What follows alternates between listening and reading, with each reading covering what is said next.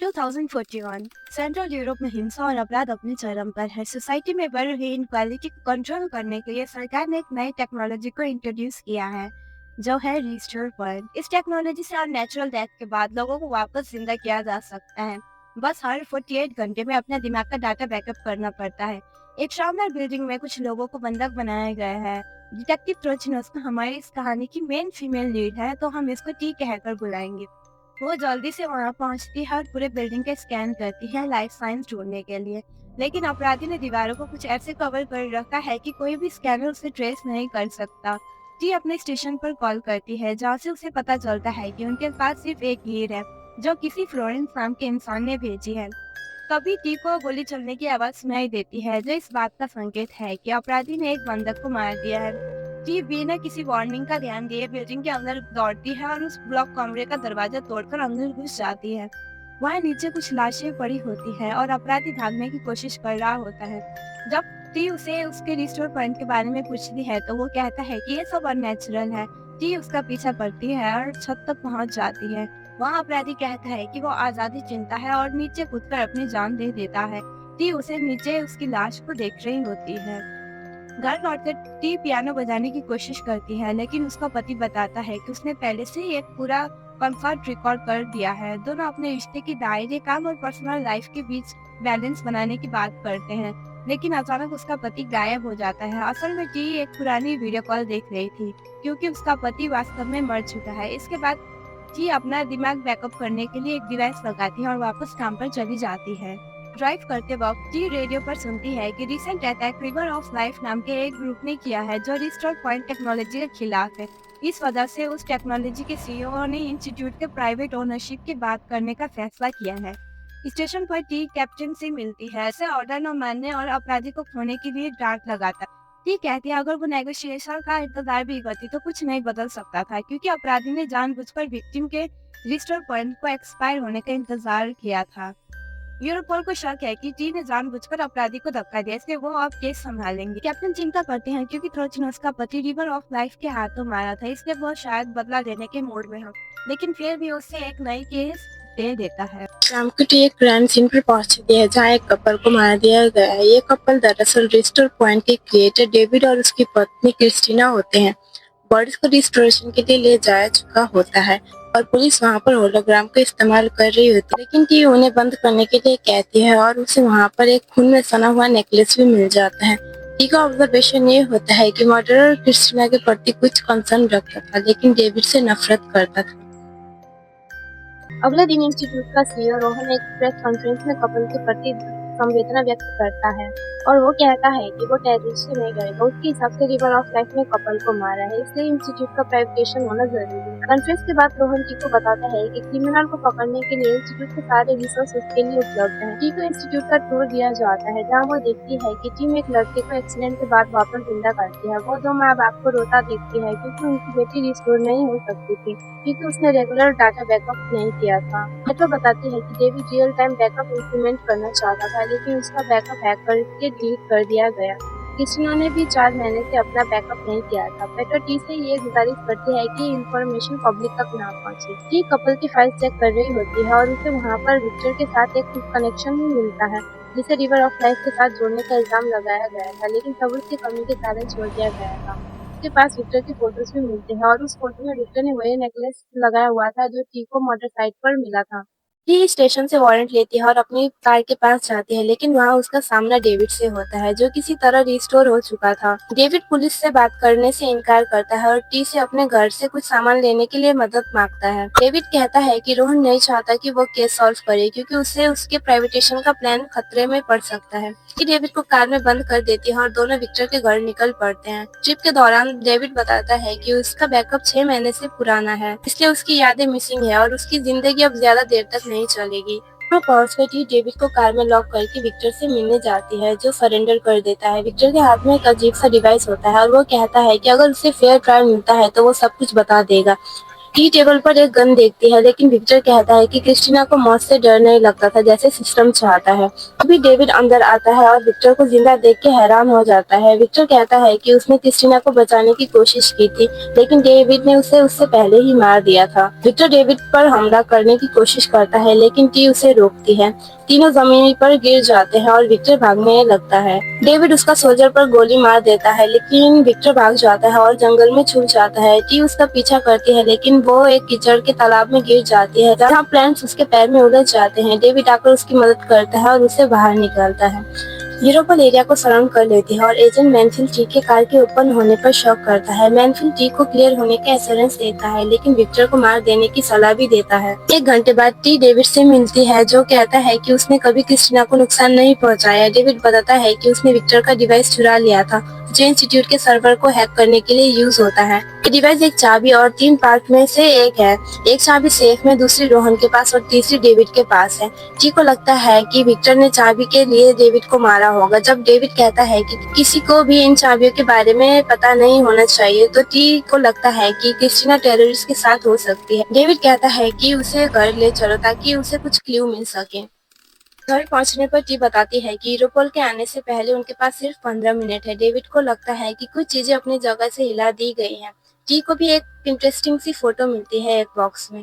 David अपने computer से पता लगाता है कि इंस्टीट्यूट का सिस्टम वायरस से अफेक्ट हो गया है, जो बैकअप को डिस्ट्रॉय कर रहा है और रैंडम बैकअप को अटैक कर रहा है, जिससे लोग अपने वैलिड रिस्टोर पॉइंट खो रहे हैं। अंदर डेविड को कुछ वीडियोस, इंजेक्शन और क्रिस्टीना का बैकअप डिवाइस मिलता है, जो बिना बैकअप के है।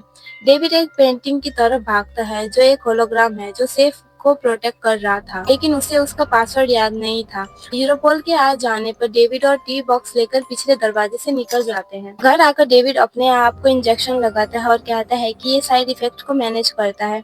बॉक्स से निकले वीडियो में डेविड क्रिस्टीना के साथ गुजारे हुए खूबसूरत लम्हों को देख रहा था। आखिरी वीडियो में क्रिस्टीना डेविड को याद दिलाती है कि उन्हें बच्चा चाहिए, लेकिन डेविड कहता है कि वो अपने काम के खत्म होने के बाद बच्चा पैदा करे। को एक तस्वीर मिलती है जो कंफर्म करती है कि क्रिस्टीना और विक्टर एक दूसरे को जानते थे और शायद उनका अफेयर भी था। स्टेशन पर जाकर मैनफील्ड से ये पता लगाती है कि पुलिस को वायरस के बारे में पता चल गया है और साथ ही ये भी कि डेविड अभी भी जिंदा है। इतने में रोहन भी वहाँ आता है और बताता है कि उसने डेविड को रिवाइव किया, चाहे ये रूल्स के अगेंस्ट क्यों ना हो। मैनफील्ड को लगता है कि रोहन ने डेविड को इसलिए रिवाइव किया ताकि सिस्टम का बैकअप खो जाए। हजारों बैकअप, जिसमें पेट्रा का भी बैकअप शामिल है, वायरस के कारण लॉस्ट हो चुके हैं। रोहन और मैनफील्ड इस खबर को पब्लिक के साथ शेयर करने से मना कर देते हैं। टीम दोनों पर आरोप लगाती है कि वो सेल्फिश और सिर्फ अपने प्राइवेटेशन प्लान को बचाने की कोशिश कर रहे हैं।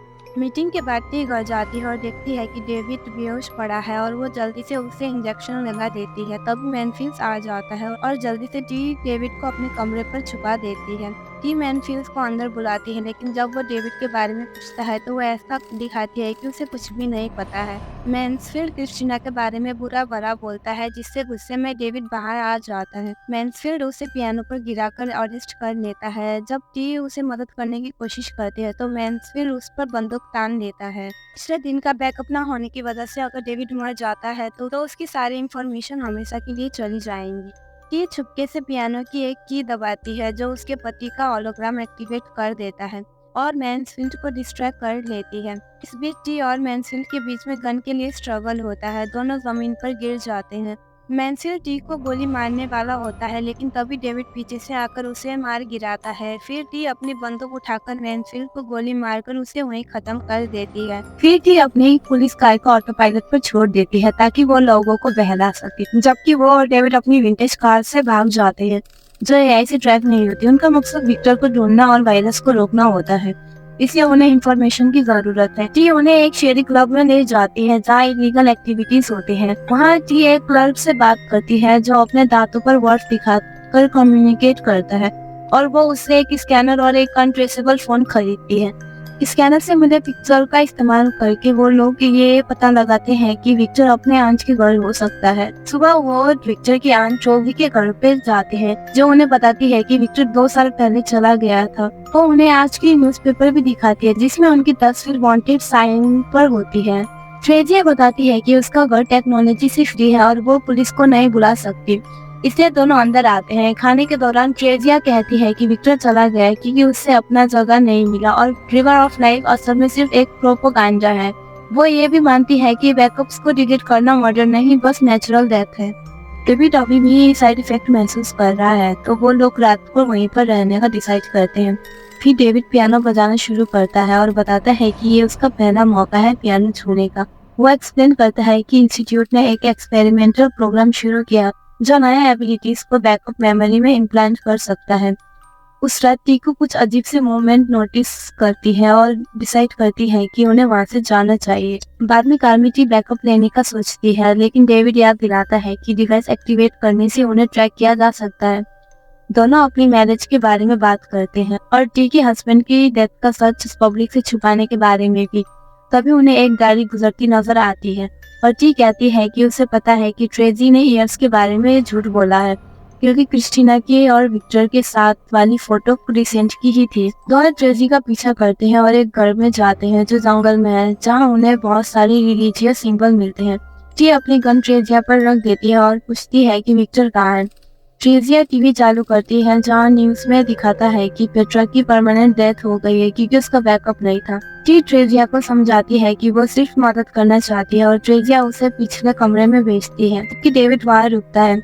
डेविड को खांसी आ रही होती है और ट्रेजिया उसे पानी का ग्लास देती है, पर जैसे ही वो डिस्ट्रैक्ट होता है ट्रेजिया उसे टेबल से झटका दे देती है। दूसरे कमरे में टी विक्टर को ढूंढ लेती है और उसे अरेस्ट कर लेती है।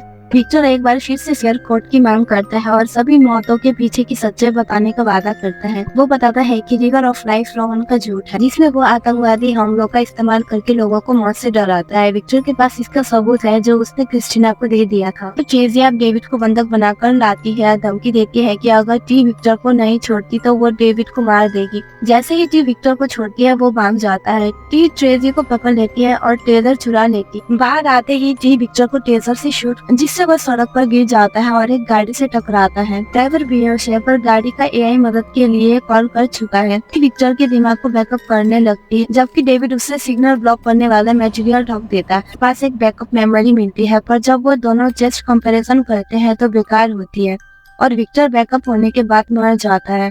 वो उसकी बॉडी को गाड़ी में डालकर निकल जाते हैं जब पुलिस उनके सामने से गुजर जाती है। डेविड यह करता है कि उसने अपना प्रोटोटाइप यूनिवर्सिटी में छोड़ दिया, जबकि चर्च में रिस्टर मैन्सफील्ड क्रिस्टीना की तस्वीर ढूंढ लेता है। यूनिवर्सिटी में डेविड और के विक्टर को टैंक में डाल देते हैं और रिस्टोरेशन प्रोसेस शुरू करते हैं। विक्टर की बातें शेयर करती है और डेविड कहता है कि उसे नहीं पता था रोहन के बारे में, पर वो ये नहीं मान सकता कि कंपनी सक्सेस का कारण आतंकवादी हमलों से डरा हुआ डर है। टी अपने प्लान का जिक्र करती है और पूछती है कि क्रिस्टीना अपने बेबी का नाम क्या रखना चाहती थी। डेविड कहता है फ्लोरेंस। वो कैप्टन को भी मदद के लिए बुलाती है, पर वो उसकी प्लान को पसंद नहीं करता। जब विक्टर फाइनली होश में आता है, टी डेविड से कहती है कि वो अपने आप का बैकअप कर दे, वरना सब इंफॉर्मेशन फिर से खो देंगे। इंस्टीट्यूट यूनिवर्सिटी में कुछ अनयूजुअल एक्टिविटी डिटेक्ट करता है और रोहन को इन्फॉर्म करता है। रोहन कहता है कि ये सिर्फ कुछ स्टूडेंट्स का मजाक होगा। रखने के बाद रोहन अपने लोगों को उनके पीछे भेज देता है। जो गुस्सा होता है क्योंकि उसका रिस्टोरेशन हुआ है, पर टी इसे इग्नोर करती है और इन्फॉर्मेशन मांगती है। रोहन विक्टर को वायरस की वजह से नहीं मारना चाहता था, बल्कि इसलिए मारना चाहता था क्योंकि उसने सिस्टम से कुछ चीजें निकाली थी, जैसे टेररिस्ट को भेजे गए पेमेंट्स के रिकॉर्ड। लेकिन विक्टर के पास वो फाइल्स नहीं है कि उसने उन्हें क्रिस्टीना को दे दिया था। क्रिस्टीना कह रही थी कि वो फाइल डेविड को दिखाएगी ताकि कॉप्स कंपनी के रिपोर्ट को ज्यादा सीरियसली लें। फाइल सेव में है, इसका मतलब है कि डेविड ने क्रिस्टीना को मार दिया। डेविड का प्लान था कि क्रिस्टीना की मौत का इल्जाम विक्टर पर लगाए और पुराने बैकअप से वापस आए, जो एक्सप्लेन करता है कि उसने इंजेक्शन रेडी रखे थे। विक्टर को जब पता चलता है क्रिस्टीना डेड है, तो उसने वायरस भेज दिया ताकि उसका बैकअप डिलीट हो, क्योंकि क्रिस्टीना इस आइडिया के खिलाफ थी। उससे से बड़ी डेविड ने विक्टर को पंच किया, लेकिन टी ने उसे रोका और डिस्क निकाल ली जो क्रिस्टीना के बैकअप थी। तभी मैन्सफील्ड, जो असल में रोहन के लिए काम कर रहा था, उनकी कन्वर्सेशन को इंटरप्ट करता है। मैन्सफील्ड ने टी को गन ले लिया और विक्टर को गोली मार दी ताकि टी सेफ का पासवर्ड देने के लिए मान जाए। पासवर्ड मिलने के बाद मैन्सफील्ड तुरंत डेविड और टी को गोली मार देता है। सोचता है कि टी ने बैकअप नहीं बनाया था और वो सेफ रहेगा। जब कॉप्स, जो टी ने पहले ही बुला लिया था, मैन्सफील्ड को अरेस्ट करने आए, रोहन डेविड के घर तक पहुंच गया और सेफ का पासवर्ड फ्लोरेंस यूज कर लिया। लेकिन जैसे ही वो सेफ से कुछ निकालने वाला होता है, तभी कैप्टन चुपके से आकर उसे अरेस्ट कर देते। कुछ देर बाद कॉप्स ने क्राइम सीन का चेक किया और पाया कि टी का बैकअप लास्ट सेकेंड में एक्टिवेट हो गया था। अगले दिन टी रिस्टोर हो जाती है और कैप्टन को बताती है कि फन और मैन्सफील्ड को जेल हुआ, लेकिन डेविड को छोड़ दिया गया क्योंकि इन्फ्लुएंशियल लोग चाहते हैं कि वो रिस्टोर पॉइंट टेक्नोलॉजी पर काम करें। डेविड को क्रिस्टीना के मर्डर की मेमोरी न होने की वजह से उसे कुछ भी सजा नहीं मिली। अंत में ट्रेजिया इंस्टीट्यूट के विक्टर के अनऑथराइज्ड रेस्टोरेशन के लिए मुकदमा कर देती है। क्रिस्टीना की फ्यूनरल के बाद टी डेविड को उसकी वाइफ का बैकअप देती है ताकि वो याद रख सके कि उसने किस तरह की जिंदगी को तबाह किया। फिर वो घर आती है और बिना रिकॉर्डिंग के पियानो बजाती है और वो फाइनली मूव ऑन कर चुकी है। ये था रिस्टोर पॉइंट का ब्रेकडाउन। अगर आपको पसंद आया तो लाइक, शेयर और सब्सक्राइब जरूर करें। अपने थॉट्स या मूवी सजेशन कमेंट में बताएं। शुक्रिया और अगले वीडियो में मिलते हैं। Bye bye.